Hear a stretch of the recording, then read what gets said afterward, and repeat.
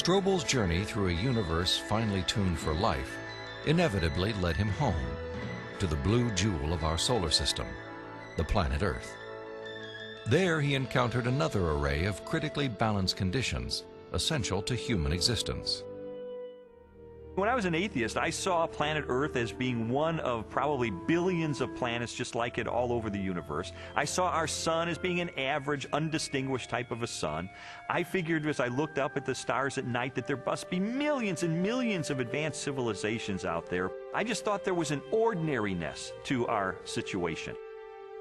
This line of reasoning was totally consistent with my atheistic worldview. But what I learned later is that it's not consistent with what science is revealing about the Earth.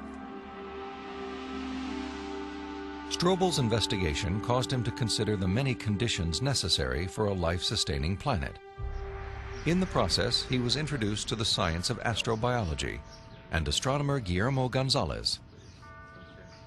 I'm an astrobiologist, and what motivates me is just to examine the conditions necessary for life and look elsewhere in the universe and see if those conditions are met anywhere else. And the answer could be yes, and the answer could be no, and either answer is interesting. For more than a decade, Guillermo Gonzalez has researched the characteristics of a planet required to support complex life. Estimates vary, but a current list of these factors would number at least 20 and include an oxygen-rich atmosphere, liquid water and large continental landmasses, a home star of the right temperature and mass, an orbital path that is neither too far nor too close to the home star, a moon large enough to stabilize the tilt of the planet's axis and the movement of its tides, a magnetic field strong enough to deflect the sun's radiation,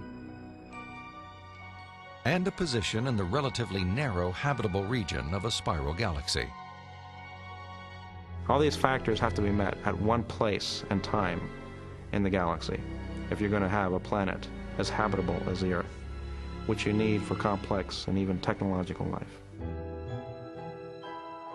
Theorists have attempted to calculate the odds of all the necessary factors for life appearing at the same time on the same planet.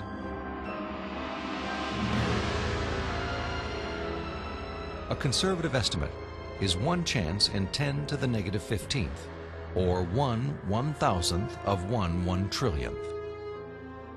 On those terms, even when compared to the billions of suns and possible planets in our Milky Way galaxy, the probability of even a single habitable world appears unlikely. There are many probabilistic resources in the galaxy, but on the other side of the coin are all these factors that you need. You have to get just right in order to have just one habitable planet like the Earth. And that leads me to conclude that yes, we're rare in the galaxy. Gonzalez's study of the Earth's habitability led him and colleague Jay Richards to expand the scope of their research. They began to examine how a life-sustaining planet like Earth may also give its human inhabitants access to the mysteries of the universe. I don't think there has ever been a time in the history of the human race in which at least some people haven't contemplated these questions. We ask, why can we see distant galaxies, millions of light years away in the universe?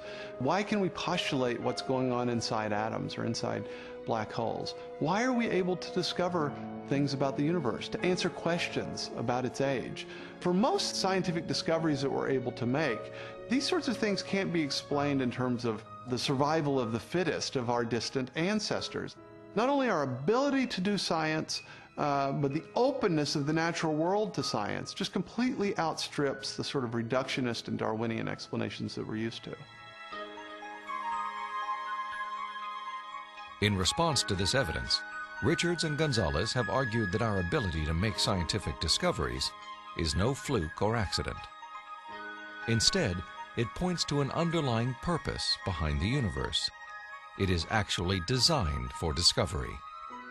Guillermo Gonzalez and I spent several years pursuing a hypothesis that those rare things that life needs in a planetary environment, those things that make a planet habitable, also set up the best set of conditions overall for scientific discovery. There are many examples of this correlation, including our planet's oxygen-rich atmosphere, both a critical requirement for our survival and a transparent window that allows us to explore the distant universe.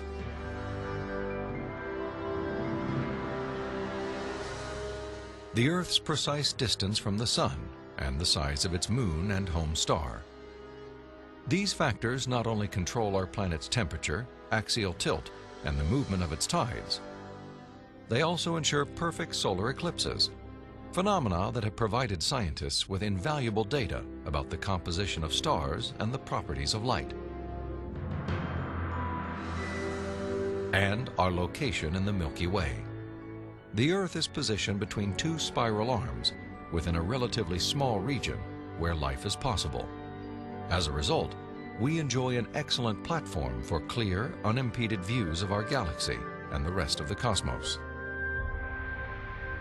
I think God intentionally created a habitat for us that allows us to see Him through the creation that He has left behind. And this habitat is conducive for us to do scientific research. It didn't have to be that way, but it is. Why? Because I believe that by doing science, we find God.